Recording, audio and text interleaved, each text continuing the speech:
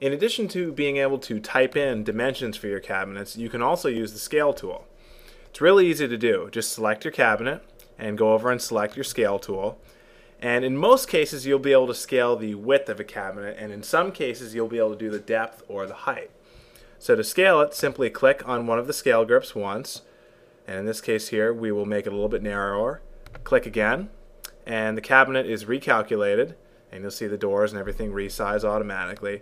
Now, if we go back to the dynamic component options, we'll see that this is where the requested width is really important. So let's take a look down here. The width and height increment is 1/8 of an inch. So this cabinet, no matter what size you try to make it, is going to round to the nearest 1/8 of an inch.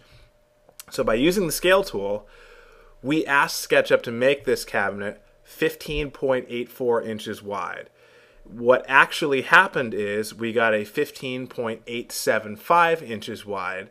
That's because SketchUp took 15.84, divided it by 1/8 of an inch, which is the increment that we set, and rounded it up to the nearest 1/8 of an inch.